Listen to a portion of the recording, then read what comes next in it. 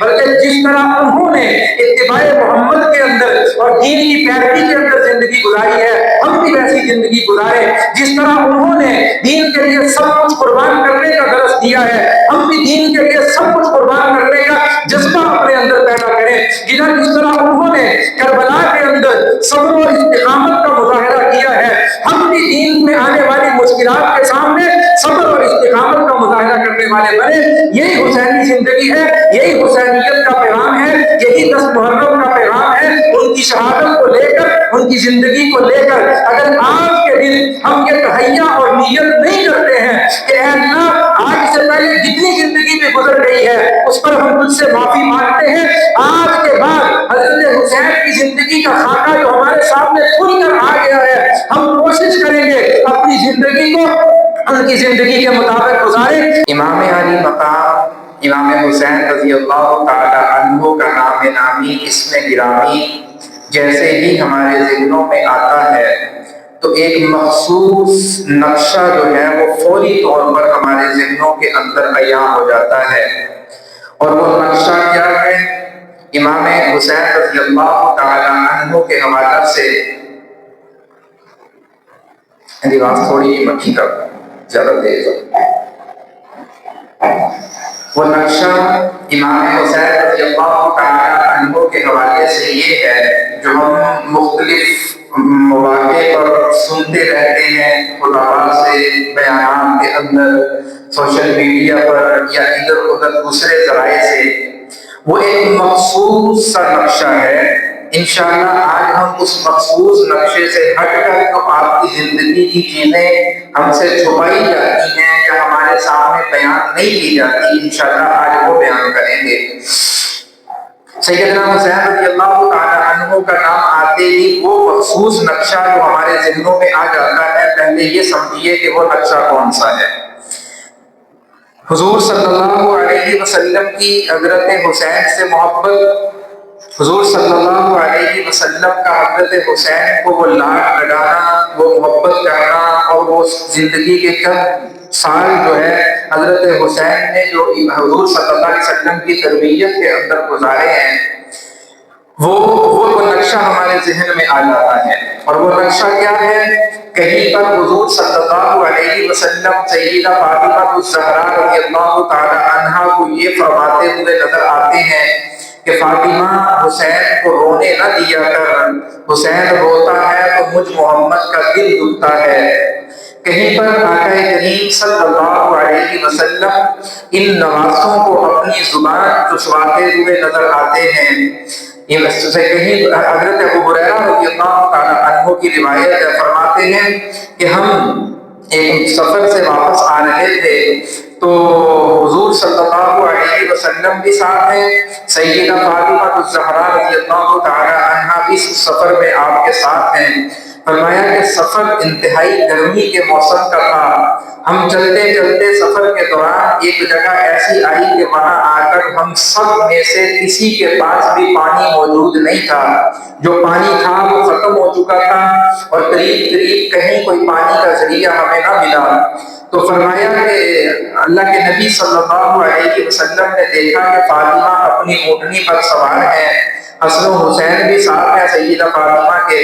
فرماتے ہیں ابو ہریرہ رضی اللہ تعالی عنہ کہ میں کیا دیکھتا ہوں کہ حضور صلی اللہ علیہ وسلم نے اپنی سواری کو حضرت فاطمہ کی سواری کے قریب لے گئے اور جا کے پوچھا فاطمہ یہ بچے کیوں رو رہے ہیں؟ تو حضرت فاطمہ رضی اللہ تعالی عنہ فرماتی ہیں اے اللہ کے رسول، پانی ختم ہو چکا ہے، پینے کے لیے کچھ نہیں ہے، گرمی کی شدت ہے اور پیاس کی وجہ سے دونوں بچے رو رہے ہیں۔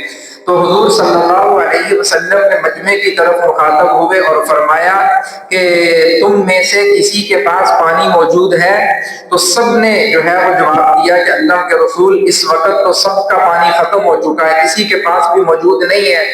تو حضور صلی اللہ علیہ وسلم نے سیدہ فاطمہ الزہرا رضی اللہ تعالی عنہا سے فرمایا فاطمہ حسن کو مجھے پکڑاؤ۔ حضور نے حسن کو خود پکڑا، اپنی زبان مبارک حضرت حسن کے منہ میں ڈالی، حضرت حسن نے حضور کی زبان کو چوسنا شروع کیا۔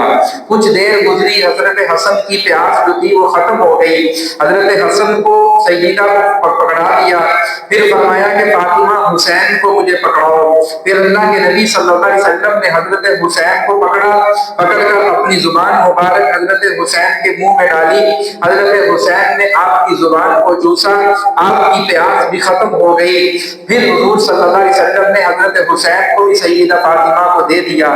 تو یوں اللہ کے نبی صلی اللہ علیہ وسلم نے ان شہزادوں سے محبت کر کے دکھائی ہے۔ اب جیسے ہی حضرت حسین کا نقشہ ہمارے ذہنوں میں، نام جیسے ہی ہمیں کانوں میں پڑتا ہے تو یہ ایک مخصوص نقشہ جو ہے کہ ہمارے ذہنوں میں آ جاتا ہے کہ حضور صلی اللہ علیہ وسلم سجدے کی حالت میں ہے، اور اس حالت کے اندر حضرت حسین جو ہے وہ تشریف لائے اور حضور نماز پڑھا رہے تھے، اپنی نماز بھی نہیں پڑھ رہے، حضور نماز پڑھا رہے ہیں اور پیچھے صحابہ کرام کی جماعت نماز پڑھ رہی ہے، حضور امامت فرما رہے ہیں۔ اسی حال میں جو ہے وہ یہ لاڈلے شہزادے حضور کی کمر پر آ کر سوار ہو جاتے ہیں۔ حضور صلی اللہ علیہ وسلم ان کی وجہ سے اپنے سجدے کو لمبا کر دیتے ہیں، جب تک یہ کمر سے اترتے نہیں ہیں حضور صلی اللہ علیہ وسلم سجدے سے سر نہیں اٹھاتے۔ ایک صحابی عرض کرتے ہیں، فرماتے ہیں کہ میں تجسس کے اندر پڑ گیا کہ خدا نہ خواستہ اللہ کے نبی صلی اللہ علیہ وسلم کو کوئی معاملہ درپیش نہ آ گیا ہو کہ حضور سجدے سے اٹھ ہی نہیں رہے، تو کہتے ہیں کہ میں جو ہے وہ اسی تشویش کے اندر، کیونکہ یہ صحابہ حضور سے محبت اس قدر کرتے تھے کہ وہ کہتے ہیں کہ مجھ سے برداشت نہ ہوا کہ حضور سجدے سے کیوں نہیں اٹھ رہے۔ فرماتے ہیں کہ میں نماز ہی کی حالت میں نے ٹیڑھی آنکھ سے جب حضور کی طرف دیکھا تو دونوں شہزادے حضور کی کمر پر کھیل رہے ہیں اور سوار ہیں اور حضور سجدے سے نہیں اٹھ رہے۔ فرمایا کہ میں آگے بڑھا تاکہ آگے بڑھ کے ان شہزادوں کو جو ہے وہ پیچھے ہٹا دوں، فرمایا حضور نے اشارے سے منع فرما دیا، فرمایا پیچھے ہٹ جاؤ، ان کو کھیلنے دو۔ یعنی یہ وہ شہزادے ہیں کہ جن کے لیے حضور نے اپنے سجدے کو لمبا کر دیا اور ان کو جو ہے وہ اپنی نماز سے جو ہے وہ علیحدہ نہیں کیا، اپنی کمر سے جو ہے وہ اتارا نہیں ہے۔ تو عرض یہ کر رہا تھا کہ امام حسین کا نام جیسے ہی کانوں میں پڑتا ہے تو ایک مخصوص نقشہ جو ہے وہ ہمارے ذہن میں آ جاتا ہے کہ حضور صلی اللہ علیہ وسلم ان کو لاڈ لڑا رہے ہیں۔ اب حضور صلی اللہ علیہ وسلم کا جب وصال ہوا، حضور اس دنیا سے رخصت ہوئے، تو حضرت حسین رضی اللہ تعالی عنہ کی عمر مبارک اس وقت جو ہے وہ 6 برس تھی۔ 6 برس امام حسین رضی اللہ تعالی عنہ کی عمر ہے۔ اب 6 سال کی عمر میں حضور کا وصال ہو گیا۔ 6 سال کی زندگی ہم سنتے ہیں، جو میں نے شروع میں عرض کیا کہ امام حسین کا نام سنتے ہی وہ جو مخصوص نقشہ ہمارے ذہن میں آ جاتا ہے نا، وہ یہ 6 سالہ دور ہے۔ اب یہاں 6 سالہ دور سے سیدھی چلان لگتی ہے اور پھر امام حسین ہمیں کہاں نظر آتے ہیں کہ اپنے خاندان کو لے کر گھوڑے پر سوار ہو کر ہاتھ میں تلوار لے کر یزیدی لشکر سے ابن زیاد سے لڑتے ہوئے ہمیں دکھائی دیتے ہیں۔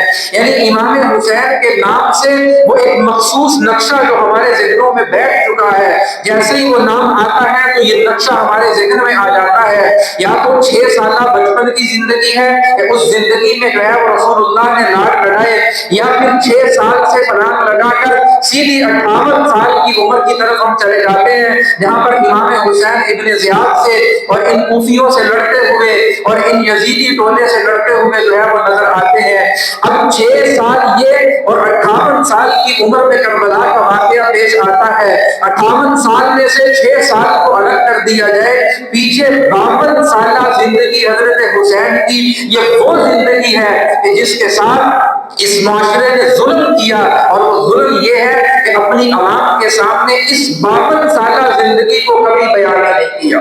امام حسین کی اس 52 سالہ زندگی کو کبھی بیان نہیں کیا۔ دنیا کے اندر کوئی عام آدمی بھی ہو، کوئی سیاستدان ہوتا ہے، کوئی مبلغ ہوتا ہے، کوئی مفسر ہوتا ہے، جب وہ مر جاتا ہے، جب وہ دنیا سے چلا جاتا ہے، اس کے مرنے کے بعد اس کی جو ہے اس کی ہسٹری لکھی جاتی ہے، ہسٹری آف لائف لکھی جاتی ہے، اس کی جو ہے وہ سوانح حیات لکھی لکھی جاتی ہے، اس کے نام پر اس نے زندگی میں یوں یوں کیا، اس نے زندگی میں یہ کارنامے کیے، اس کی تعلیم یہ تھی، اس کا جو ہے وہ زندگی گزار، اس کی زندگی کا ایک ایک پہلو لکھا جاتا ہے۔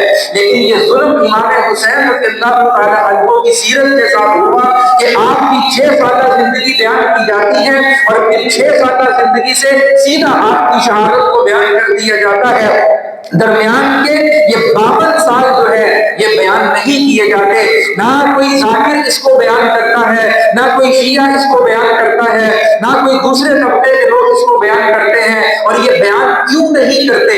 اگر اس 52 سالہ زندگی کو بیان کیا جائے تو ان کے مسلک، ان کے مذہب کی بنیاد جڑ سے اکھڑ کر جو ہے وہ ختم ہو جاتی ہے، ان کے جو ہے وہ ان کی بنیادیں گر جاتی ہیں، کیونکہ یہ اس زندگی کو چھپا کر انہوں نے اپنے مسلک کی بنیاد جو ہے وہ کھڑی کی ہوئی ہے۔ اگر اس زندگی کو بیان کرنا شروع کر دیں، انتشار ختم ہو جائے، جو ہے وہ فرقہ واریت ختم ہو جائے، اور جتنے بھی تنازع ہیں شیعہ سنی کو لے کر یا دوسرے مذاہب کو لے کر جتنے بھی تنازع اور جھگڑے ہیں، یہ سب کے سب جھگڑے ختم ہو جائیں۔ کب؟ جب ہم حضرت حسین کی مکمل سیرت کو بیان کرنا شروع کر دیں۔ اب وہ مکمل سیرت ہے کیا؟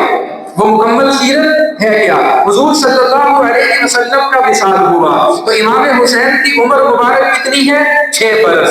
6 برس کے بعد 2 سال حضرت ابوبکر رضی اللہ تعالی عنہ کا دور خلافت ہے۔ 2 سال حضرت ابوبکر کا دور خلافت ہے۔ اب 2 سال یہ 2 سال جو ہے یہ حضور حضرت ابوبکر کے دور خلافت والے یہ حضرت امام حسین نے کیسے گزارے ہیں؟ یہ 2 سال امام حسین 6 سال کی عمر سے لے کر 8 سال کی عمر مبارک تک یہ امام حسین نے جو ہے وہ کیسے گزارے ہیں؟ ایک دن ایسا ہوا، حضور صلی اللہ علیہ وسلم کا وصال ہوا، آپ کے بعد منتخب کیا گیا جناب ابوبکر رضی اللہ تعالیٰ عنہ کو خلافت کے لیے کہ آپ خلافت کی مسند پر آ کر بیٹھے۔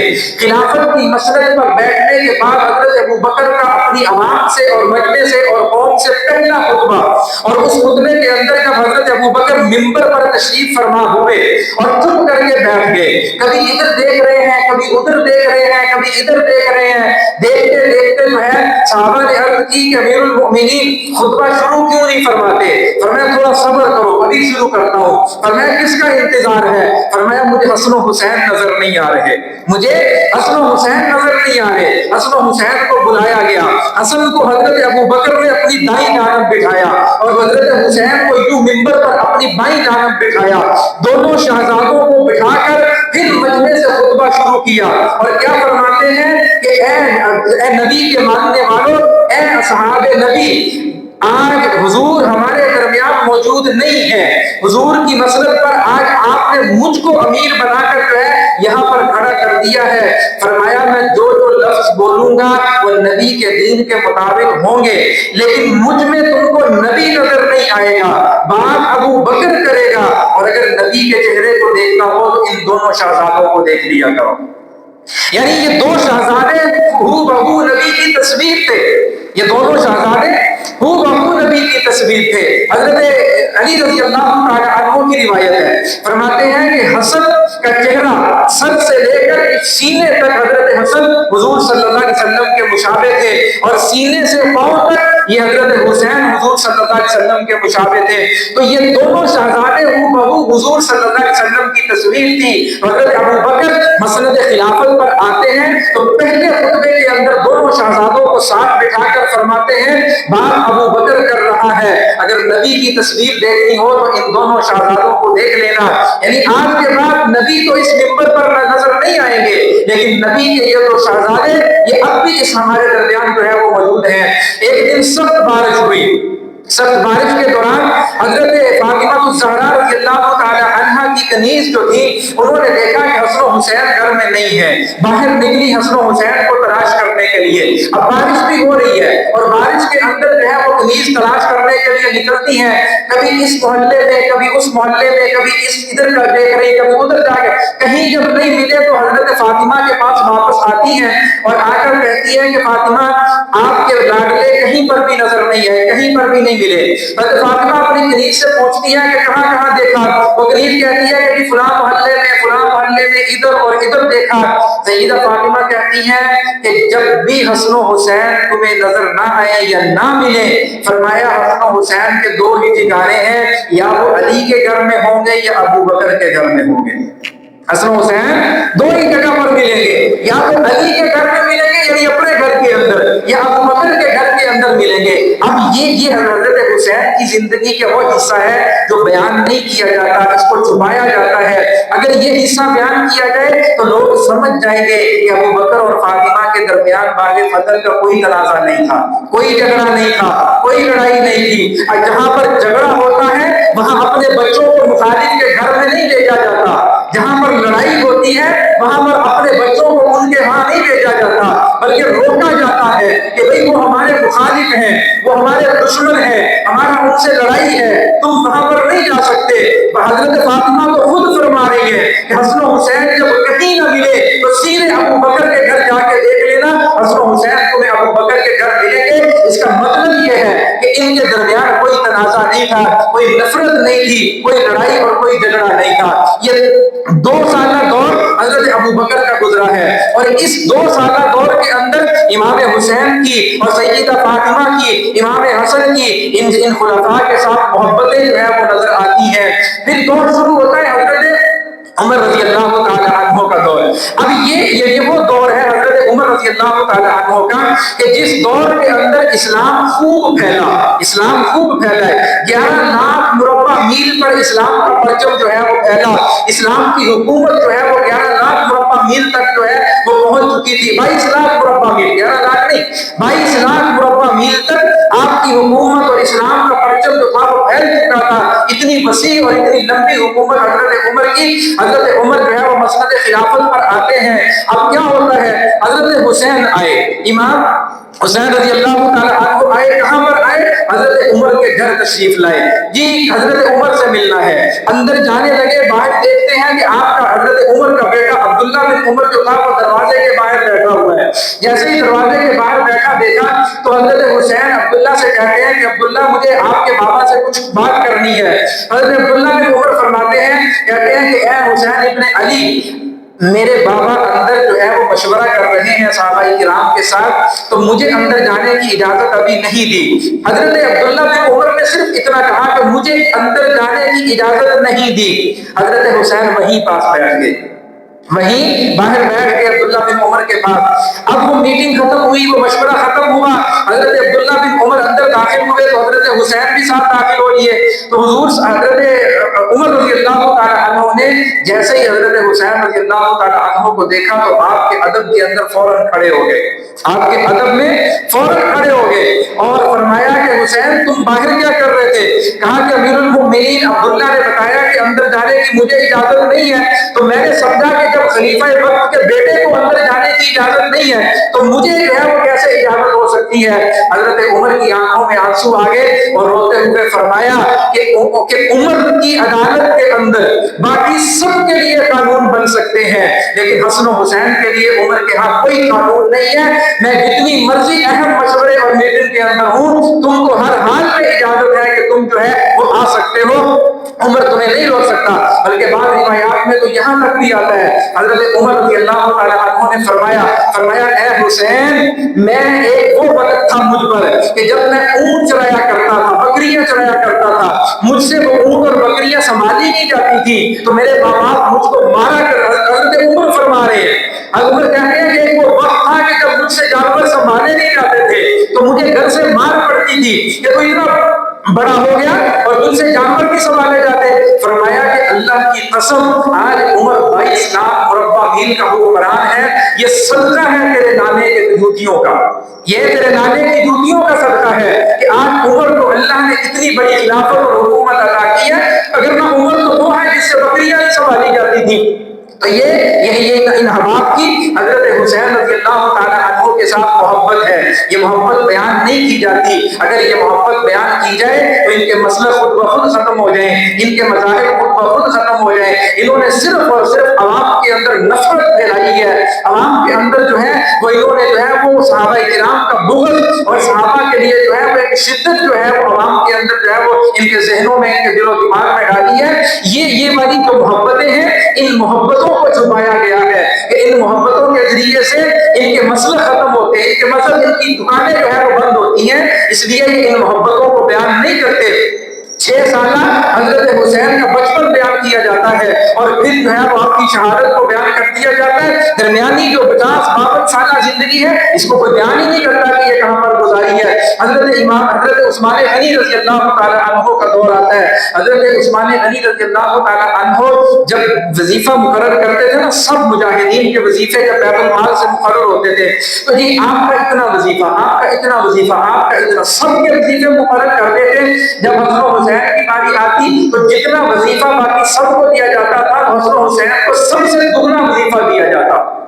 حسن حسین کو سب سے دگنا، یعنی اگر ایک کو 10 درہم مل رہے ہیں، حسن حسین کو 20 درہم ملتے تھے، دگنا وظیفہ دیا جاتا تھا. تو کسی نے حضرت عثمان سے پوچھا، کہا کہ امیر المؤمنین، آپ سب کے اندر برابری کیوں نہیں کرتے؟ سب کے اندر برابری کیوں نہیں کرتے کہ آپ سب کو جو ہے وظیفہ دیتے ہیں، حسن حسین کو باقی سب سے دگنا جو ہے وظیفہ دیا جاتا ہے؟ اس کی کیا وجہ ہے؟ آپ بیت المال کے اندر ناجائز تصرف کرتے ہیں کہ حق تو برابری کا ہوتا ہے، تو برابری تو یہ ہے کہ سب کو ایک ہی طرح کا دیا جائے. حضرت عثمان رضی اللہ تعالیٰ عنہ فرمانے لگے، میں بیت المال سے جو وظیفہ ان کو دیتا ہوں وہ باقی سب کے برابر ہی ہوتا ہے، وہ باقی سب کے برابر ہی ہوتا ہے. اور جو اضافی دیتا ہوں وہ بیت المال سے نہیں دیتا، وہ عثمان اپنے گھر سے دیتا ہے. وہ عثمان حضرت حسن حسین کو بیت المال سے نہیں، وہ اپنے گھر سے عثمان دیتا ہے. اب یہ ان حضرات کی محبتیں ہیں. حضرت حسین رضی اللہ تعالیٰ عنہ سے کسی نے پوچھا، کہا کہ امام علی مقام، آپ کا دسترخوان بڑا وسیع ہے، آپ جو ہے وہ آپ کے اخراجات بڑے لمبے چوڑے ہیں. یہ سادہ زمانہ تھا نا، سوالات کرتے تھے لوگ. آج تو بادشاہوں کو یا بڑے لوگوں کو سوال کرتے ہوئے ڈر لگتا ہے نا کہ ان کی جائیداد کے بارے میں پوچھ لیا کہ میرے سے پرچہ کروا کے جیل میں نہ سٹا دے کہ بھائی یہ جائیداد کتوں آ گئی. اب وہ جو ہے وہ زمانہ تھا جس کو حضور نے بہترین زمانہ کہا تھا. یہ وہ زمانہ تھا.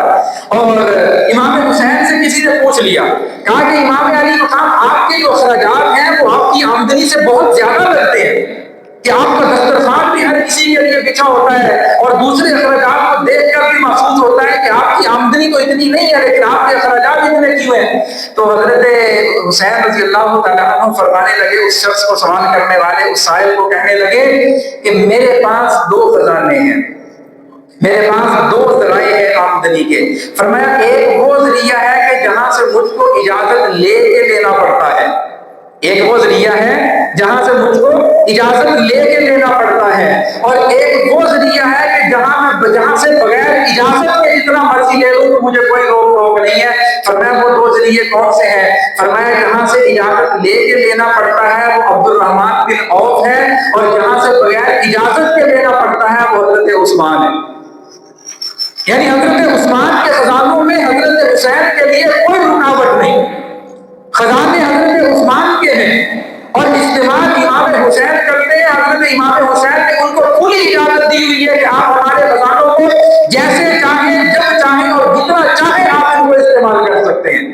تو امام علی مقام کیا فرما رہے ہیں؟ ایک وہ ذریعہ ہے جہاں سے اجازت لے کے لینا پڑتا ہے، یعنی عبد الرحمن بن عوف کہ جب ان سے کچھ لینا پڑتا ہے ان سے اجازت لینی پڑتی ہے.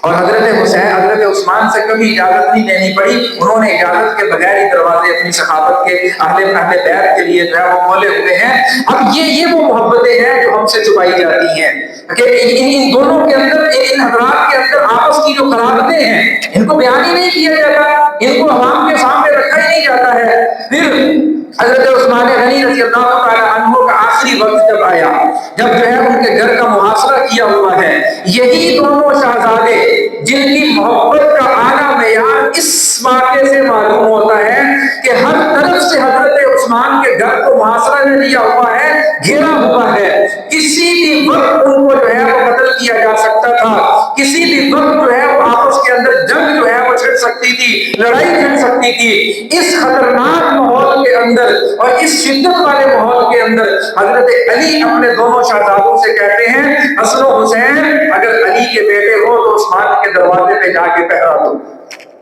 عثمان کے دروازے پہ جا کر پہرا دو. اب حضرت عثمان گھر میں محسوس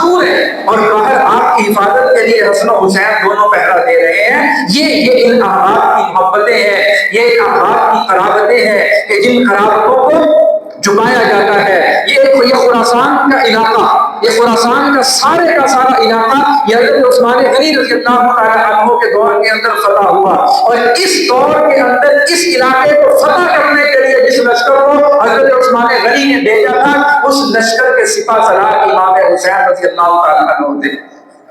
آپ کیا سمجھتے ہیں؟ امام حسین رضی اللہ تعالیٰ عنہ نے ساری زندگی بند کمرے کے اندر بیٹھ کر گزار دی. وہ امام حسین تھے، علی کا خون تھے، وہ علم کا پلمبر نہیں تھا جہاں بیٹھ تو باہر ہی نہیں نکلتا. ٹھیک ہے نا، وہ ڈرپوک ہے، وہ بزدل ہے، بےایمان ہے، جو بیٹھک سے باہر نہیں آتا.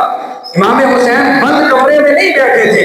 امام حسین نے اپنی ساری زندگی جو ہے وہ جہاد و قتال کے اندر گزاری ہے اور کفار کے خلاف لڑتے ہوئے گزاری ہے. یہ خراسان تک اسلام کا پرچم لہرانے والے حضرت علی رضی اللہ تعالیٰ عنہ کے بیٹے حضرت حسین ہیں، جو لشکر کی سپہ سالاری کر رہے تھے، کمان کر رہے تھے اس لشکر کو. اور یہ وہ عمر ہے حضرت حسین کی جو لگ بھگ 29-30 سال کے جو ہے وہ دور کے اندر 29-30 سال کے حضرت حسین تھے جب لشکر کے کمان کرتے ہوئے یہاں خراسان تک آئے اور ان علاقوں کو فتح کیا آپ نے. تو یہ ساری زندگی جو ہے ان کی محبتوں کا ثبوت ہے، ان کی قرابتوں کا ثبوت ہے، پھر ان کی آپس کے اندر رشتہ داریوں کا ثبوت ہے. ہمیں کیا درس دیا جاتا ہے؟ 6 سال زندگی جو ہے وہ بچپن کو بیان کیا اور 6 سال سے جو ہے وہ چھلانگ لگائی، پھر سیدھے کے سیدھے واقعہ کربلا کی طرف چلے گئے کہ امام حسین رضی اللہ تعالیٰ عنہ کو مظلومانہ طریقے سے شہید کر دیا گیا. بھائی اس کا کوئی بھی منکر نہیں ہے، اس کا کوئی بھی انکار نہیں کرتا. حسن و حسین کو جو لاڈ بارگاہ نبوت سے ملے ہیں وہ کسی کو بھی نہیں ملے. حسن و حسین کو جس طرح نبوت نے کھلایا ہے اس طرح کسی نے بھی کسی کو بھی نہیں کھلایا گیا. حسن و حسین کے لیے نبوت کی بارگاہ کے اندر جو مقام تھا وہ شاید کسی کے لیے مقام ملا ہو. حسن و حسین کے لیے ان حضرات کے ہاں جو مقام تھا، حضور کے بعد ان خلفاء کے ہاں بھی جو مقام تھا وہ بھی کسی اور کو نہیں ملا جو حسن و حسین کو ملا ہے. اور یہ صرف اور صرف حضور کی قرابت کی بنیاد پر کہ چونکہ حضور نے ان سے محبت کی ہے. حضرت ابو ہریرہ رضی اللہ تعالیٰ عنہ، اب ان کی محبتوں کا اندازہ لگائیے. ابو ہریرہ رضی اللہ تعالیٰ عنہ فرماتے ہیں کہ ہم جو ہے ایک جنازے سے واپس آ رہے تھے، حضرت حسین بھی ساتھ تھے. فرمایا تھک گئے، ایک سفر کرتے کرتے چلتے چلتے تھک گئے، کہتے ایک جگہ پر بیٹھ گئے. جب بیٹھ گئے تو حضرت ابو ہریرہ فرماتے ہیں کہ میں دیکھتا ہوں کہ حضرت حسین کے جوتوں پر مٹی پڑی ہوئی ہے، چلنے کی وجہ سے گرد و غبار حضرت حسین کے جوتوں پہ پڑی ہوئی ہے. فرمایا حضرت حسین بیٹھے ہوئے ہیں. ابو ہریرہ رضی اللہ تعالیٰ عنہ نے اپنی چادر اتاری، اپنی چادر کو اتار کر حضرت حسین کے جوتوں سے وہ مٹی صاف کرنے لگے. حضرت حسین نے چیخ ماری کہ چچا جان یہ آپ کیا کر رہے ہیں؟ آپ تو محدث امت ہے، اس امت کے محدث ہیں. 5000 سے زیادہ روایتیں حضور سے بیان کرنے والے حضرت ابو ہریرہ، سب سے زیادہ حدیث کو بیان کرنے والے حضرت ابو ہریرہ ہیں رضی اللہ تعالیٰ عنہ. حضرت حسین جو ہے وہ تڑپ اٹھے. فرمایا چچا جان یہ آپ کیا کر رہے ہیں؟ آپ عمر میں مجھ سے بڑے ہیں، مقام میں مجھ سے بڑے ہیں، میرے بابا کے دوست ہیں، میرے نانا کے صحابی ہیں، اور آپ میرے پاؤں کو صاف کر رہے ہیں، میرے جوتے کو صاف کر رہے ہیں. حضرت ابو ہریرہ کی آنکھوں میں آنسو آ گئے، روتے ہوئے فرمایا اے حسین مجھے اپنے جوتے صاف کرنے سے نہ روکو. کیوں؟ فرمایا اس لیے کہ میں نے آپ کے نانا کی زبان سے سنا ہے کہ میں حسین سے محبت کرتا ہوں، تم بھی حسین سے محبت کرو، اور جو حسین سے محبت کرتا ہے اللہ اس سے محبت کرتا ہے. فرمایا تمہاری محبت کا تقاضا یہ ہے کہ مجھے اپنے جوتے صاف کرنے سے منع نہ کرو. اب یہ ان حباب کی محبتیں ہیں، یہ ان کی قرابتیں ہیں، ان کو بیان ہی نہیں کیا جاتا، ان کو عوام کے سامنے لایا ہی نہیں جاتا. صرف اختلافات کو لایا جاتا ہے، صرف جو ہے وہ ان چیزوں کو لایا جاتا ہے جو پوری جو ہے امت کے اندر مختلف صنفی ہیں، ان کو بیان کر کے نوجوانوں کے ذہنوں کو گمراہ کیا جاتا ہے. امام حسین رضی اللہ تعالیٰ عنہ کی پوری زندگی وہ امت کے لیے جو ہے وہ رحمت اور رہنمائی کی حیثیت رکھتی ہے، ایک نمونے کی حیثیت رکھتی ہے. ہم اس کو دیکھ کر اس کے مطابق جو ہے وہ زندگی گزارنے کی کوشش کریں. امام علی مقام رضی اللہ تعالیٰ عنہ نے اپنی پوری زندگی جو ہے وہ اپنے نانا کے دین کے اتباع کے اندر گزاری ہے، اپنے نانا کے دین کی جو ہے وہ حفاظت کے اندر گزاری ہے، اپنے نانا کے دین کی پیروی کرتے ہوئے گزاری ہے۔ کبھی زندگی کے اندر کوئی عمل آپ کی زندگی میں ایسا نہیں ہے جو آپ نے اپنے نانا کے دین سے ہٹ کر کیا ہو۔ ہم تو تصور بھی نہیں کر سکتے، ہم تو سوچ بھی نہیں سکتے۔ اور نفرت کرنے کا درس نہ حضور نے کسی سے نفرت کی ہے اور نہ حضور نے اپنی آل کو نفرت کرنے کا درس دیا ہے، نہ حضور نے کسی سے نفرت خود کی ہے اور نہ اپنی آل اولاد کو حضور نے نفرت کرنے کا درس دیا ہے۔ ہم یہ کیسے تصور کر سکتے ہیں کہ امام علی مقام یا اہل بیت میں سے کوئی بھی جو ہے وہ کسی دوسرے سے نفرت کر سکتا ہے اس لیے کہ حضور کی تعلیمات کے خلاف ہے نفرت کرنا؟ لیکن ہمارے ذہنوں کے اندر وہ گند ڈالا گیا جو تاریخ جو ہے، تاریخ کے اندر جو لکھا ہوا ہے، اور وہ قرآن و سنت کا جو نور ہے وہ بیان ہی نہیں کیا جاتا۔ قرآن و سنت کا جو نور ہے اس کو بیان ہی نہیں کیا جاتا۔ پھر امام علی مقام رضی اللہ تعالیٰ عنہ، آپ جو ہے وہ آپ نے حضرت ابو بکر کا دور گزارا۔ پھر جو ابو بکر کا دور تو 8 سال کے اندر گزر گیا، یہ بھی بچپن ہی کے اندر گزر گیا۔ لیکن حضرت عمر کا دور تو ایسا دور تھا جو 8 سال سے تقریباً 18 سال تک کی عمر حضرت عمر کا دور گیا ہے۔ حضرت حسین کی 8 سالہ عمر سے لے کر 18 سالہ عمر تک حضرت عمر کا دور چلا ہے۔ پھر اس کے بعد 12 سالہ دور حکومت جو ہے وہ حضرت عثمان غنی رضی اللہ تعالیٰ عنہ کا آیا ہے۔ تو گویا حضرت حسین 18 سال سے لے کر 30 سال تک حضرت عثمان غنی کے ساتھ رہے ہیں۔ 8 سال سے 18 سال تک حضرت عمر کے ساتھ رہے ہیں، پھر 18 سال سے 30 سال تک حضرت عثمان غنی رضی اللہ تعالیٰ عنہ کے ساتھ رہے ہیں، پھر 30 سے 36 تک امام علی رضی اللہ تعالیٰ عنہ کے ساتھ رہے ہیں، پھر 6 ماہ کے لگ بھگ جو ہے اپنے بھائی حضرت حسن کے ساتھ رہے ہیں، اور پھر 20 سالہ دور حکومت حضرت امیر معاویہ کے ساتھ حضرت امام حسین نے گزارا ہے۔ کوئی ایک جھگڑا، کوئی ایک لڑائی، کوئی ایک جو ہے وہ ایسا نفرت والا واقعہ قرآن و سنت سے ہٹ کر تاریخ سے اٹھا کر لا کر دکھا تو ہم بھی آپ کی بات ماننے کے لیے تیار ہیں، ہم بھی آپ کی بات ماننے کے لیے تیار ہیں۔ ساری کی ساری زندگی کھول کر آپ کے سامنے رکھ دی ہے، کتنی زندگی کس خلیفہ کے ساتھ گزری ہے، کتنی زندگی کس امام کے ساتھ گزری ہے، سب کچھ آپ کے سامنے آ گیا۔ اس پوری 50 سے 52 سالہ زندگی کے اندر کوئی ایک جھگڑا، کوئی ایک لڑائی، کوئی ایک فتنہ، کوئی ایک جو ہے وہ ایسی نفرت والا واقعہ ان کے درمیان جو پیش آیا ہو وہ لاؤ پیش کرو، ہم بھی ماننے کے لیے تیار ہیں۔ لیکن جب ہے ہی کوئی نہیں، جب کوئی ہے ہی نہیں، اور پھر وہ واقعات جن کا جو ہے وہ سچائی کے ساتھ، صداقت کے ساتھ ان کا دور کا کوئی تعلق ہی نہیں ہے، اس بنیاد پر جو ہے وہ امت کو گمراہ کیا جا رہا ہے اور امت کے ذہنوں کو خراب کیا جا رہا ہے، اس کے ایمان، اس کی آخرت کو برباد کیا جا رہا ہے۔ ہرگز اپنے ایمان کا سودا نہ کریں، اپنے ایمان کو برباد ہونے سے بچائیں، سچے حسینی بنے، اس لیے کہ حسینی بننا در حقیقت محمدی بننا ہے، حسینی بننا در حقیقت محمدی بننا ہے۔ اس لیے کہ حضور صلی اللہ علیہ وسلم نے فرمایا حسین منی و انا من حسین، حسین مجھ سے ہے، میں حسین سے ہوں۔ سادہ لفظوں کے اندر اگر یوں کہوں تو غلط نہیں ہوگا، حضور فرما رہے ہیں کہ میں حسین ہوں اور حسین میں ہوں۔ حضور کیا فرما رہے ہیں کہ میں حسین ہوں اور حسین میں ہوں۔ کیا مطلب ہے؟ ہم کو الگ نہ کیا جائے۔ اگر مثال سے سمجھاؤں گا تو بات انشاءاللہ واضح ہو جائے گی۔ آپ کسی دفتر کے اندر جاتے ہیں، کسی افسر کے پاس جاتے ہیں، کسی MLA کے پاس جاتے ہیں اور اس کو جا کر کہتے ہیں کہ MPA صاحب بڑی بڑی مہربانی ہے، اسی جدوں کی ایک ووٹ موقع آتا نا، اسی اکھاں کے پٹی بن کے تمہیں ووٹ نہیں جاوا، اسی اکھاں کے پٹی بن کے اندھے ہو کے تمہیں ووٹ نہیں جاوا، کہتا ہے اسی اس مشکل دے وچ پھس گئے ہیں، سارا یہ کام کرواؤ۔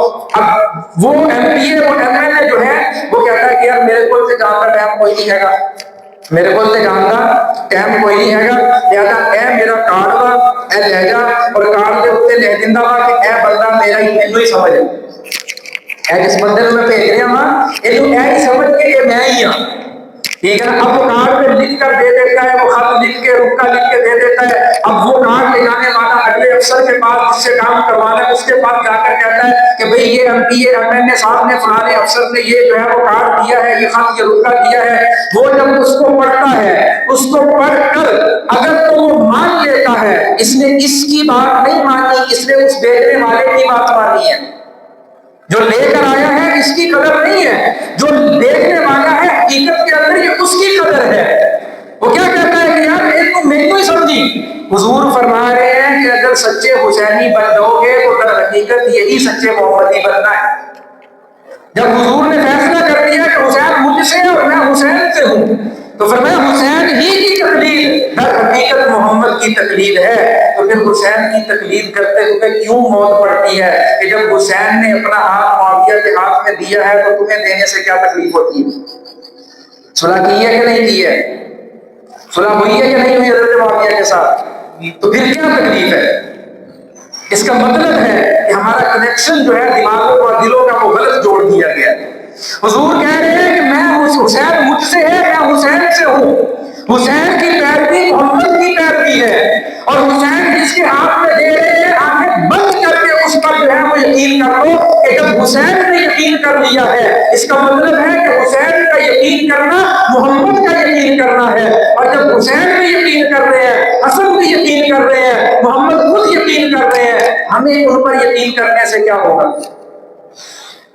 ہاں، جہاں پر حسین نے اعتماد نہیں کیا، جہاں پر حسین نے ہاتھ نہیں دیا، ہم اس شخص کو پاؤں کی ٹھوکر پہ رکھتے ہیں. حضرت معاویہ کے ہاتھ میں ہاتھ دیا، حضرت معاویہ ہمارے سر کا تاج ہے، اس لیے کہ حسین نے ان کو مانا ہے. یزید کے ہاتھ میں ہاتھ نہیں دیا، ہم کروڑ مرتبہ یزید پہ لعنت بھیجتے ہیں کہ اس نے جو ہے جب حسین نے ہاتھ پہ ہاتھ نہیں دیا تو ہم بھی اس کو نہیں ہاتھ پکڑیں. جب حسین نے نہیں مانا تو ہم بھی نہیں مانتے. جب حسین نے اس کا ساتھ دینے سے، اس کی جو ہے وہ حکومت کو جو ہے وہ قبول کرنے سے انکار کیا، ہم بھی نہیں قبول کرتے. جہاں تک اہل بیت نے ساتھ دیا ہے وہاں تک ہم بھی ساتھ ہیں، اور جہاں پر اہل بیت نے ساتھ چھوڑ دیا ہے ہم بھی وہاں سے اپنا جو ہے وہ راستہ الگ کرتے ہیں. حضرت ابو سفیان کو اہل بیت نے مانا ہے، ہم بھی ابو سفیان کو اہل بیت جو کہ ماننے پر مانتے ہیں. حضرت معاویہ کو اہل بیت نے مانا ہے، ان کے ماننے پر ہم بھی معاویہ کو مانتے ہیں. یزید کو اہل بیت نے نہیں مانا ہے، ان کے نہ ماننے پر ہم بھی نہیں مانتے. صاف سا دو ٹوک فیصلہ ہے، اس میں تو کوئی منطق ہے ہی نہیں. کوئی اس میں ایسی بات نہیں ہے کہ جو ہمارے دماغ کو سمجھ میں نہ آئے. اور نہیں اختلاف، لڑائیاں جھگڑے کے تو سمجھ آئے، لڑائیاں جھگڑے امام حسین سمجھ کوئی نہیں آئے. 1400 سال کے بعد آج کے پرمپریوں کو سمجھ میں آ گئے یہ فکرے، یہ لڑائیاں، یہ جھگڑے. اس سے پہلے جو ہے ان کو سمجھ میں نہیں آئے جو ان کے ہاتھ میں ہاتھ دے کے ان کی خلافت کو قبول کر کے بیٹھے ہیں، ان سے صلح کر کے بیٹھے ہوئے ہیں. اس کا مطلب ہے کہ ان کا کنیکشن جو ہے وہ کسی اور جگہ پر جڑا ہوا ہے. ہمیں دیکھنے کی ضرورت ہے کہ ان کا کنیکشن کہاں سے آ رہا ہے. اور ان کا کنیکشن جو ہے وہ تاریخ کے ان مورخین کے اس گندگی سے جو ہے وہ نکلتا ہوا ہمیں نظر آتا ہے. وہ جو گندی نالی ہوتی ہے نا، اس کو بندہ تلاش کرتے کرتے کرتے کرتے اس کی جڑ تک پہنچنے کی کوشش کرے گا، اور اس کو بھی بڑے نالے میں بھی جو تو نکل کے آ رہی ہوتی ہے. ایسا ہوتا ہے کہ نہیں ہوتا ہے؟ ٹھیک ہے نا. اس لیے ان کا جو کنیکشن ہے یہ وہاں اس گند کے ساتھ جڑا ہوا ہے جو تاریخ کا گند ہے. اور پھر امام علی مقام رضی اللہ تعالی عنہ آپ جب کربلا کی طرف، کوفہ کی طرف نکلے ہیں، اور کوفہ کی طرف نکلنے پر جو ہے آپ نے جو ہے ان کے خطوط کا جواب دیتے ہوئے اہل کوفہ کے خطوط کا، اور یہ سارے کے سارے اہل کوفہ پتہ کون تھے؟ سارے کے سارے اہل کوفہ جانتے ہیں کون تھے؟ شیعہ. سارے کے سارے اہل کوفہ کون تھے؟ شیعہ. یہ اپنے آپ کو شیعان علی کہتے تھے. ہم علی کے شیعہ، علی کے ماننے والے ہیں. اور یہی علی کے ماننے والے حضرت امام حسین کے قاتل. حضرت علی رضی اللہ تعالی عنہ کی جنگ ہوئی سیدنا معاویہ رضی اللہ تعالی عنہ کے ساتھ. اس جنگ میں حضرت علی کے لشکر کا سپہ سالار، حضرت علی کے لشکر کی طرف سے کمانڈ کرنے والا شمر ذی الجوشن، کہ وہ ہے جس نے حضرت علی کے تخت جگر حضرت حسین کو شہید کیا. یہ شمر، یہ جنگ جو ہے وہ صفین کے اندر یہ حضرت علی کا کمانڈر تھا. اپنے آپ کو شیعان علی میں سے کہتا تھا کہ میں علی کے ماننے والے میں سے ہوں. اسی بدبخت نے حضرت حسین کو شہید کیا. اور یہ رشتے کے اندر بھی حضرت علی کا سارا لگتا تھا. رشتے میں حضرت علی کا سارا لگتا تھا. اس شمر کی بہن ام البنین یہ حضرت علی کی اہلیہ تھی. حضرت علی کی اہلیہ ہے. اور یہ وہی ام البنین ہے جس سے غازی عباس علمدار پیدا ہوئے، جس سے غازی عباس علمدار جن سے پیدا ہوئے اور پھر کربلا میں شہید ہوئے. یہ وہی عباس، یہ وہی خاندان. اس کو بیان نہیں کیا جاتا. ابھی پچھلے دنوں ایک ساتھی دوست تھے، انہوں نے میسج بھیجا، کہا کہ اچھا یہ کربلا کے اندر فلاں صحابی کا بیٹا بھی تھا، فلاں صحابی کا بیٹا بھی تھا، فلاں صحابی کا بیٹا بھی تھا. میں کہا تیرے دین دے وچ کسی نے گند بھر دیتا وا صحابہ کی اولاداں دے بارے وچ. وہ صحابہ کا حکم صحابہ کی اولادوں کے ذریعے پر جو ہے وہ نکالنے پر تلے ہوئے ہیں. حضرت معاویہ صحابی رسول ہے. حضرت معاویہ کا جو بیٹا یزید ہے، نہ وہ صحابی ہے نہ تابعی ہے، ہم اس کو نہیں مانتے. اور اپنے راستے سے بھٹک گیا، گمراہ ہو گیا. جب گمراہ ہو گیا، اس کے گناہوں کا بوجھ حضرت معاویہ کے سر کیوں ڈالا جاتا ہے؟ اگر یہی نظریہ بنا لیں گے تو حضرت نوح کا بیٹا تو کافر نکلا تھا. قرآن بیان کرتا ہے حضرت نوح کا بیٹا پیغمبر کا بیٹا کافر ہے. کیا خیال ہے بیٹے کا بوجھ باپ پیغمبر کے سر پہ ڈالو گے؟ آخرت میں ہر کسی نے اپنا حساب دینا ہے، اپنی خبر کے اندر جانا ہے. صحابی کی اولاد ہے اور جہاں تک وہ قصوروار ہے ہم اس کو مانتے ہیں. اور اگر کسی کو بلا وجہ دھکیلا جا رہا ہے تو پھر آپ یہ والے رشتے کیوں نہیں بات بیان کرتے کہ حضرت علی کا اپنا سارا حضرت حسین کو قتل کر رہا ہے؟ ان پر کیوں پردے ڈالے جاتے ہیں؟ یہ صرف اور صرف ہمارے نوجوانوں کو گمراہ کیا جاتا ہے. چونکہ شروع کے اوپر جو لیبل لگایا جاتا ہے نا، وہ ہوتا ہے محبت اہل بیت. وہ لیبل کون سا ہے؟ محبت اہل بیت. یہ لیبل ایسا ہے کہ میرے تیرے جیسا سنی اہل بیت سے محبت کرنے والا وہ انتی محبت کرتا ہے اہل بیت سے. جب اہل بیت کا لیبل لگا کر اس کے پیچھے چھپے ہوئی چیزوں کو جو ہے وہ اسے پردہ جو ہے اس کو رکھ کر جو ہے آہستہ آہستہ اس کو زہر کی طرح گھول کر ہمارے ذہنوں میں ڈالا جاتا ہے. ہم صرف وہ اوپر والے لیبل کو دیکھ رہے ہوتے ہیں، اسے کے پسے پردہ جو حقائق ہوتے ہیں جو کہ ان سے واقف نہیں ہوتے. اسی نامعرفیت کی بنیاد پر ہمارے نوجوان گمراہ ہو رہے ہیں. لیبل اہل بیت کا لگا ہوا، محبت اہل بیت کا، اندر اس کے جو ہے وہ گند بھرا ہوا ہے بغض صحابہ کا. ہم تو وہ لوگ ہیں کہ جو صحابہ سے بھی محبت کرنے والے ہیں اور اہل بیت سے بھی محبت کرنے والے ہیں.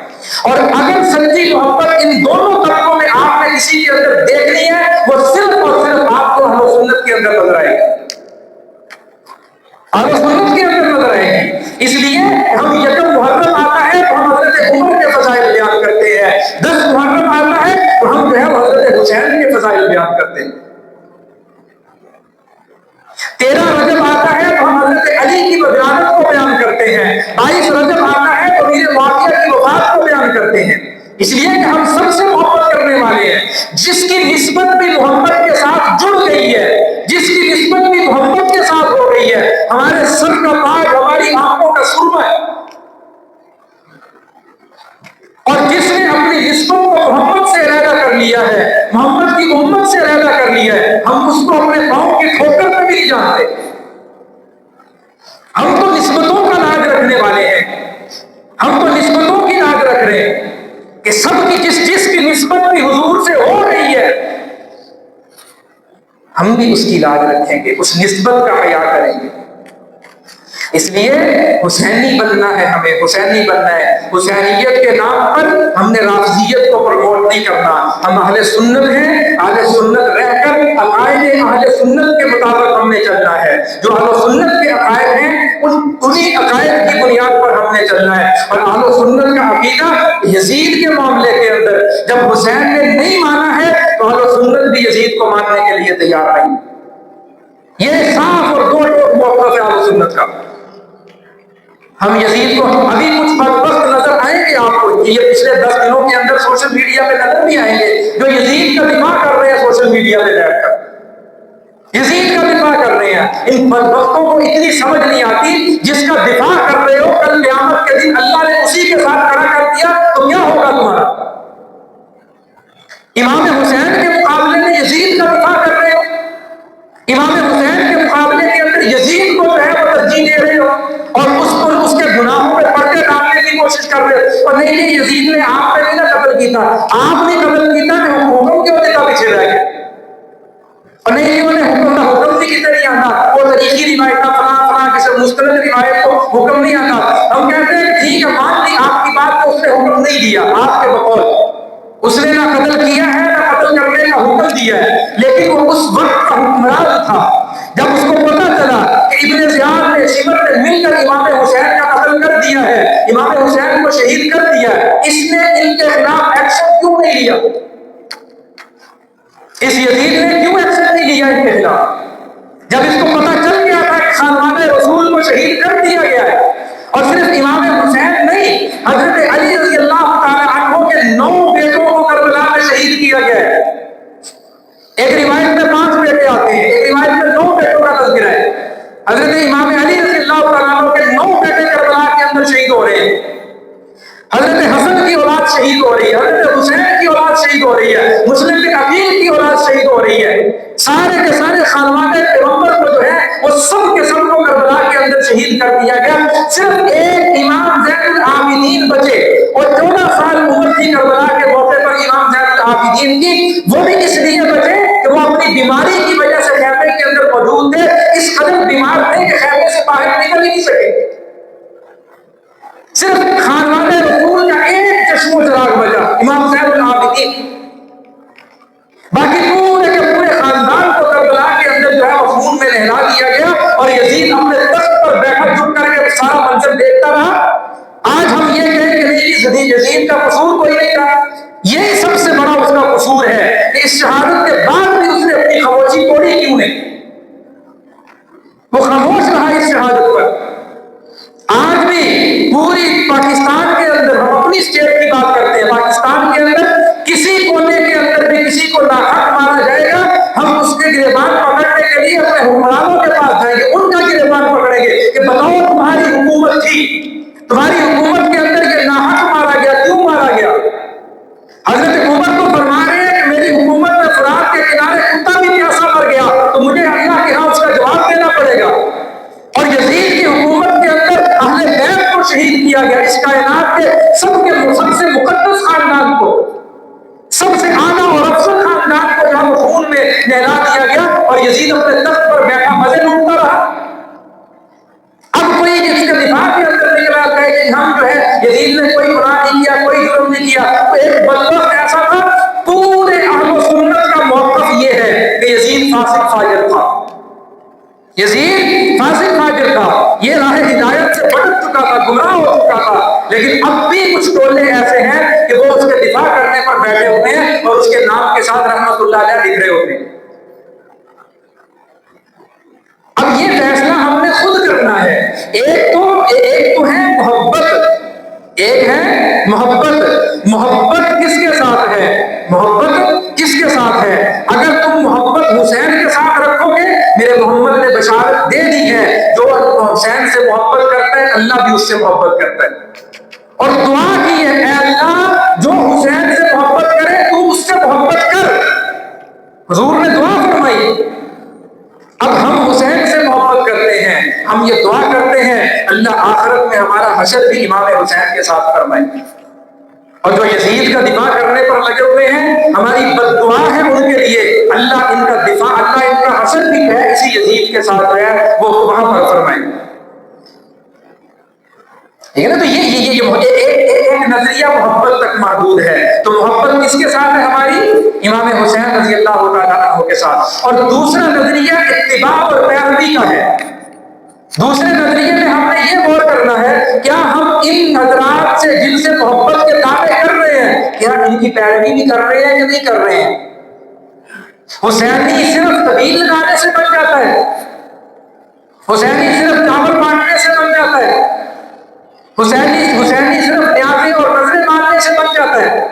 حسینی بننے کے لیے تو کربلا میں خاندان لٹانا پڑتا ہے، ایڈا سوکھا نہیں ہے حسینی بننا جیڑا اسی سمجھ لیا ہوا۔ زندگی میں نماز کوئی نہیں ہے، روزہ کوئی نہیں ہے، اتباع سنت کوئی نہیں ہے، محبت اہل بیت کوئی نہیں، کچھ بھی زندگی کے اندر نہیں ہے۔ سال کے بعد 10 دن حضرت حسین کے نام پر رو دھو لیا، ماتم کر لیا، پیٹ لیا، لوگوں کو رلا دیا، واہ واہ کر کے جو ہے وہ پیسے سمیٹے، مال بٹورا، اور سال پورا گیا،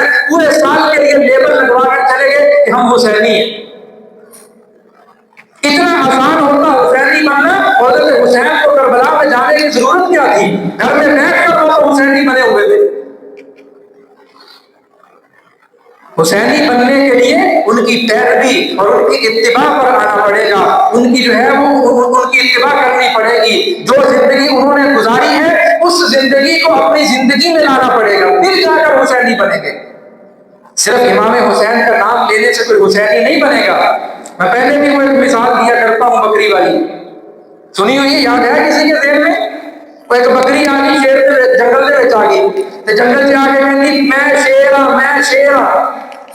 بکری جنگل میں آ گئی، جنگل میں آ کے کیا نعرے لگا رہی ہے، میں شیر ہوں میں شیر ہوں۔ تو کسی نے کہا بھائی تم میرے پاس ہو شیر ہاں، تو کہڑے پاس ہو شیر ہاں؟ نہ تیرا رنگ روپ شیر والا تھا، نہ تیری چال ڈھال جڑی ہے وہ شیر والی ہے، نہ آواز شیر والی ہے، تیرے کو شیر والا ہے کیا؟ تیرے کو شیر والا ہے کیا؟ نہیں، بس میرے کو شیر والا ہے تو کچھ نہیں ہے، لیکن میں شیر ہوں۔ آج کے ان اہل روافض کی مثال بھی اس بکری کی ہے۔ حسین والی کوئی چیز ان کے پاس نہیں ہے، پھر بھی کہتے ہیں ہم حسینی ہیں۔ کیا حسین والی نماز ان کے پاس ہے؟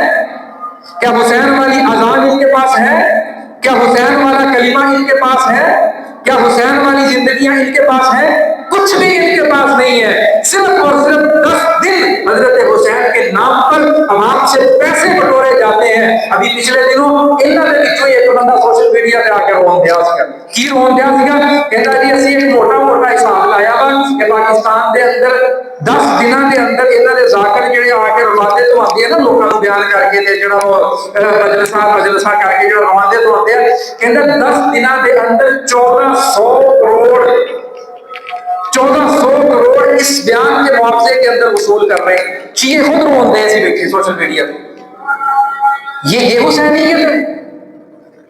یہ حسینیت نہیں ہے، یہ تو حضرت حسین کے نام پر صرف مال بٹورا جا رہا ہے، اپنے پیٹ پوجا جو ہے وہ کی جا رہی ہے۔ حسینیت تو حسین کے نام پر کٹ جانے کا نام ہے، اپنے خاندان کو قربان کروا دینے کا نام ہے، اپنی جو ہے وہ مال و جائیداد کو لٹوا دینے کا نام ہے۔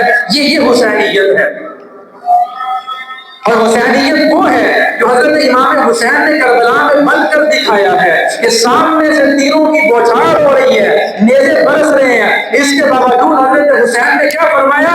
کسی حال کے اندر بھی حضرت محمد کا نواسہ حسین میدان کے اندر بھی اپنی نماز نہیں چھوڑے گا، نماز نہیں چھوڑے گا، جو حال بھی ہو جائے۔ ان کوفیوں سے کہہ رہے ہیں کہ نماز کی اجازت دو، انہوں نے اجازت نہیں دی، فرمایا اجازت دو نہ دو، نماز کو نہیں چھوڑ سکتی، جنگ بندی کرو یا نہ کرو، محمد کا نواسہ نماز کو نہیں چھوڑے گا، نماز تو پڑھے گا۔ 2 لشکر بنائے، 2 حصوں میں لشکر کو تقسیم کیا، ایک لشکر تو سامنے کھڑا، اور لشکر بھی تو کتنا تھا؟ موٹی سی روایات کے اندر 81 یا 82 افراد تھے اس لشکر کے اندر، وہ کوئی ہزاروں لاکھوں کی تعداد میں تو نہیں تھے، 80-82 افراد صرف اور صرف اس لشکر کے اندر موجود ہیں۔ اور یہ لشکر جو ہے ان میں سے آگوں کو سامنے کھڑا کر دیا، سامنے ہزاروں کا لشکر ہے، آگے سامنے کھڑے کر دیے، اب تم جنگ کرو، ہم پیچھے نماز پڑھ رہے ہیں، جب ہم پڑھ لیں گے پھر ہم لڑیں گے، آگے تم نماز پڑھ لینا۔ یہ امت کو پیغام دیا جا رہا ہے کسی حال کے اندر بھی نماز نہیں چھوڑنی، کسی حال کے اندر نماز نہیں چھوڑنی ہے۔ اور آج کا امتی جو صبح اٹھتے ہوئے حضرت حسین کا نام لیتا ہے، جو سوتے ہوئے حضرت حسین کا نام لیتا ہے، لیکن نماز پڑھنے کی توفیق زندگی میں نہیں ہے، اس کا مطلب ہے کہ جو نام لیا جا رہا ہے وہ محبت دل کے اندر موجود نہیں ہے، وہ صرف زبان تک محدود ہے، وہ زبان سے اس نام کی تاثیر اور اس کی محبت جو ہے وہ دلوں کے اندر اتری نہیں ہے۔ اگر دل میں وہ محبت اتر جاتی، اللہ کی قسم ہم ایک نماز بھی قضا نہ کرتے۔ ان کی محبت ہمارے دلوں میں نہیں آئی، وہ دلوں سے دور ہے، زبان تک محدود ہے، تو ان کی محبت کو اپنے دلوں کے اندر پیدا کرے۔ تو میں نے شروع میں کیا عرض کیا تھا؟ شروع کے اندر میں نے کیا عرض کیا تھا کہ امام حسین کا نام جیسے ہی ہمارے کانوں میں پڑتا ہے تو امام حسین کی زندگی کا ایک نقشہ وہ ہمارے سامنے آ جاتا ہے، اور وہ نقشہ کون سا ہوتا ہے؟ وہ 6 سال بچپن کے اور پھر میدان کربلا کا واقعہ، صرف یہ نقشہ ہمارے ذہنوں میں آتا ہے۔ اس کے بیچ والا جو 52 سالہ دوسرا نقشہ حضرت حسین کی زندگی کا ہے، جس کا مختصر خلاصہ میں نے عرض کر دیا ہے۔ ہمیں ضرورت ہے ہم اس 52 سالہ زندگی کے اوپر بھی عمل کریں، صرف فضائل تک محدود نہ رہیں، صرف مناقب اور محاسن بیان کرنے تک محدود نہ رہیں، بلکہ جس طرح انہوں نے اتباع محمد کے اندر اور دین کی پیروی کے اندر زندگی گزاری ہے، ہم بھی ویسی زندگی گزاریں۔ جس طرح انہوں نے دین کے لیے سب کچھ قربان کرنے کا درس دیا ہے، ہم بھی دین کے لیے سب کچھ قربان کرنے کا جذبہ اپنے اندر پیدا کریں۔ جس طرح انہوں نے کربلا کے اندر صبر و استقامت کا مظاہرہ کیا ہے، ہم بھی دین میں آنے والی مشکلات کے سامنے صبر اور استقامت کا مظاہرہ کرنے والے بنے۔ یہی حسینی زندگی ہے، یہی حسینیت کا پیغام ہے، یہی 10 محرم کا پیغام ہے۔ ان کی شہادت کو لے کر، ان کی زندگی کو لے کر اگر آج کے دن ہم یہ تہیہ اور نیت نہیں کرتے ہیں کہ اے اللہ آج سے پہلے جتنی زندگی میں گزر گئی ہے اس پر ہم تجھ سے معافی مانگتے ہیں، آج کے بعد حضرت حسین کی زندگی کا خاکہ جو ہمارے سامنے کھل کر آ گیا ہے، ہم کوشش کریں گے اپنی زندگی کو ان کی زندگی کے مطابق گزاریں۔ اور اگر اس کے باوجود ان کی زندگی کو پڑھنے سننے کے بعد بھی اگر ہم ان کی زندگی پر نہیں چل رہے اور ان کے طور طریقے اپنی زندگی میں نہیں لے کر آ رہے، ان کی سنتوں کو نہیں اپنا رہے، تو اس کا مطلب ہے ہماری محبت کے دعوے کھوکھلے ہیں، ہماری نسبتیں جو ہے وہ کمزور ہو چکی ہیں، ہم صرف نام کے حسینی رہ گئے ہیں، کام حسینی والا کوئی نہیں ہے۔ اس لیے نام کے حسینی نہیں، کام کے حسینی بنے۔ اللہ تعالیٰ ہم سب کو اصل حسینی بننے کی توفیق عطا فرمائے۔ سنتے ہیں